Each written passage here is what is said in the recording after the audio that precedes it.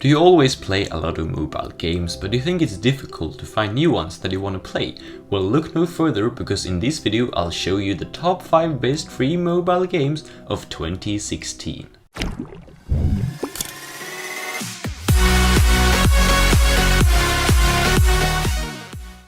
So welcome everybody, it's me Clashbear here, and today I'm going to show you the top 5 best free mobile games of 2016.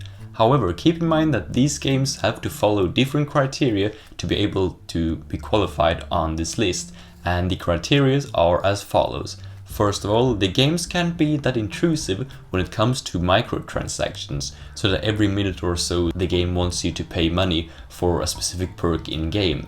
And second of all, they can't be completely full of constant intrusive ads that just makes you angry and makes you want to throw your phone out the window. And lastly, they can't be the light version of another app that also exists today.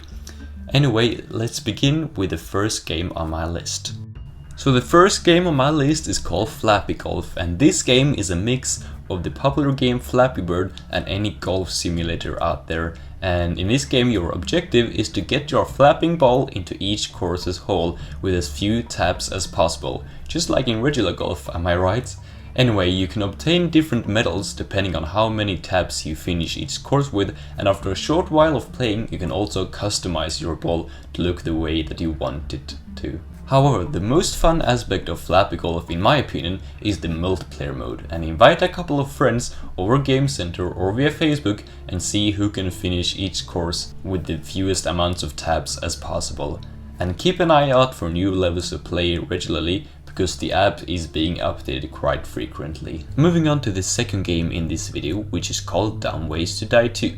You might have heard of its predecessor, Dumb Ways to Die, which became a very popular game where you complete different missions in everyday life to keep the people in the game safe. Now the sequel to this game is equally as good, if not even better than the first game, with new, funky and challenging missions that you have to complete to get the most amount of points and to keep people from, for example, not getting hit by a javelin or getting struck by lightning. And the biggest difference in Dumb Ways to Die 2 is that you can now manually travel around among the different locations and challenges and choose which ones that you want to play, compared to the first game where it automatically picked which challenges that you were going to do. So have fun in this game trying to conquer, for example, the dungeon and Camp Catastrophe, while trying to prevent people from doing insanely stupid things to themselves and to others. So the third app on my list is called 8-Ball Pool, and as you might have guessed already, in this game you play good old pool as if you were a real-life professional.